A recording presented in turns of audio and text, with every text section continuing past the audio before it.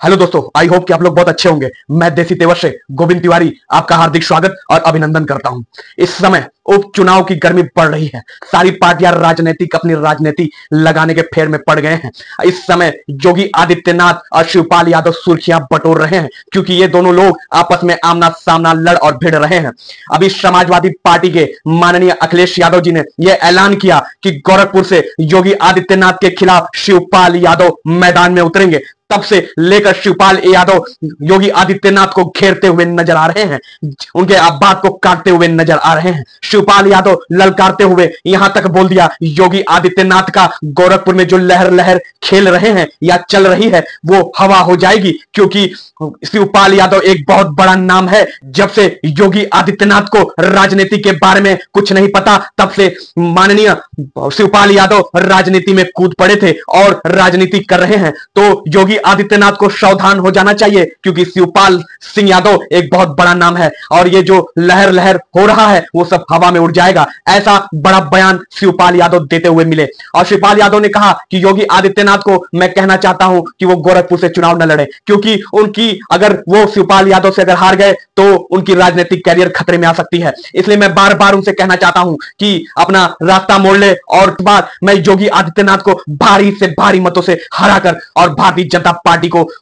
UP सरकार से भगाने का काम करूंगा। और मैं ये कहना चाहता हूं भारतीय जनता पार्टी के हर एक विधायक को जो चुनाव और मैदान में कूदने वाले हैं वो सावधान हो जाएं, क्योंकि समाजवादी पार्टी अब दुगनी रफ्तार से चुनाव में कूदेगी, दुगनी तैयारी के साथ मैदान में कूदेगी। इसलिए मैं सारे विधायक से कह रहा हूं कि अपनी राजनीतिक कैरियर दांव पे ना लगाएं। और मैं उनको आश्वासन देता हूं और ये कहना चाहता हूं कि वो समाजवादी पार्टी का समर्थन कर सकते हैं। वो अगर उनको डर है तो समाजवादी पार्टी में आ सकते हैं, उनका समाजवादी पार्टी में स्वागत है। और रही योगी आदित्यनाथ का, तो योगी आदित्यनाथ पे तो प्राइम मिनिस्टर नरेंद्र मोदी का भी भरोसा उठ गया है। ये लोकसभा जो चुनाव में यूपी में लोकसभा चुनाव भारतीय जनता पार्टी जो हारी है उसका ज्यादा से ज्यादा श्रेय योगी आदित्यनाथ को जाता है, क्योंकि यूपी में हार ये बता रहा है कि योगी आदित्यनाथ का वर्चस्व अब खत्म हो रहा है यूपी में। और यूपी में जो योगी आदित्यनाथ को चाहने वाले हैं, मानने वाले हैं, अब वो जो भारतीय जनता पार्टी को छोड़ के समाजवादी पार्टी को सपोर्ट करते हुए नजर आ रहे हैं। योगी आदित्यनाथ अगर मान लेते हैं कि अगर भारतीय जनता पार्टी का अगर सरकार बनती भी है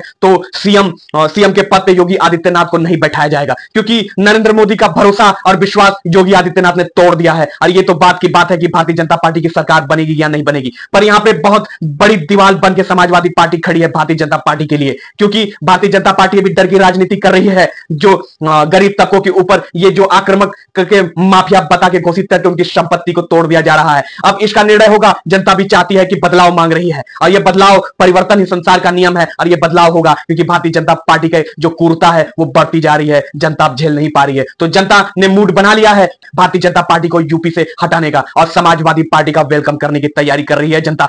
चंद्रशेखर रावण भी ताल ठोक रहे हैं। उन्होंने कहा कि यूपी गोरखपुर से मैं भी चुनाव लड़ूंगा और मैदान में उतरूंगा और योगी आदित्यनाथ के ऊपर धावा बोलूंगा। और मैं ये कहना चाहता हूं योगी आदित्यनाथ सावधान रहें। जो गोरखपुर के मसीहा बन के बैठे हैं योगी आदित्यनाथ, उनसे मैं ये कहना चाहता हूं कि चंद्रशेखर रावण एक मामूली राजनेता नहीं है, वो एक मामूली पार्टी का राजनेता नहीं है और हमारी पार्टी कोई छोटी सी पार्टी नहीं है। मैं उनको लड़के दिखाऊंगा कि राजनीति कैसे की जाती है और चुनाव कैसे लड़ा जाता है। इसलिए योगी आदित्यनाथ को मैं चेतावनी देना चाहता हूं कि गोरखपुर के मैदान में उतरने के लिए, आमने सामना करने के लिए तैयार हो जाएं। इसी बीच पीएम नरेंद्र मोदी ने मीडिया में एक बैठक बुलाया। उस बैठक में मीडिया के एक एंकर ने उनसे एक बहुत बड़ा सवाल पूछा।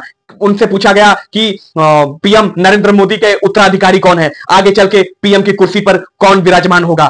तो नरेंद्र मोदी हंसते हुए बात को टालने की कोशिश कर रहे थे, पर मीडिया के जो एंकर हैं उन पर दबाव डालकर फिर से यह प्रेशर दिया और सवाल में उन्होंने दो नाम जोड़ दिया। उन्होंने कहा कि ये पीएम की कुर्सी के दावेदार या तो अमित शाह है या योगी आदित्यनाथ, इन दोनों में से कौन दावेदार दिखाई दे रहा है। तो नरेंद्र मोदी हंसते हुए कहा, अमित शाह एक बहुत बड़े नेता हैं, गद्दावर नेता हैं, वो प्रधानमंत्री पद के लिए उचित रहेंगे, पर योगी आदित्यनाथ भी एक बहुत संघर्षशील नेता हैं और योगी आदित्यनाथ एक बड़े पैमाने के नेता हैं, सीएम रह चुके हैं और उनकी राजनीतिक पे भारतीय जनता पार्टी को भरोसा है तो योगी आदित्यनाथ को भी मौका मिल सकता है। पीएम नरेंद्र मोदी जी ने कहा अभी तो इसका निर्णय जो होगा वो पार्टी लेगी, पार्टी के मंत्री लेंगे, पार्टी की जो बैठक होगी उनकी अध्यक्षता में जितने भी सांसद होंगे वो लेंगे कि अगला पीएम कौन होगा। पर फिलहाल तो मैं 5 साल अभी और सेवा करूंगा और अभी जो चुनाव आने वाला है या इसके बाद आएगा वो मेरे चेहरे पे लड़ा जाएगा। इसके बाद अब ये पार्टी डिसाइड करेगी कि उसके बाद कौन पीएम का प्रधानमंत्री का चेहरा बनकर उभरेगा।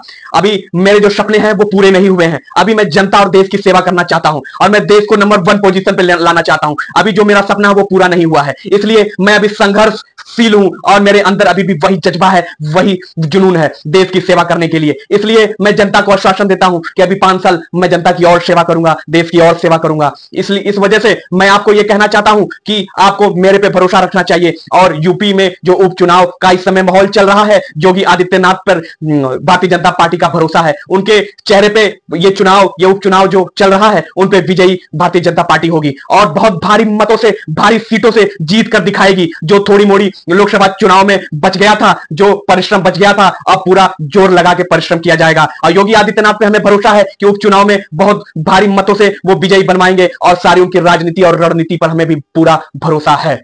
इसी के साथ ऐसे ही वीडियो को देखने के लिए चैनल को लाइक करें, शेयर करें, सब्सक्राइब करें। मैं मिलता हूं अगले ब्लॉग में, तब तक के लिए जय हिंद, जय भारत।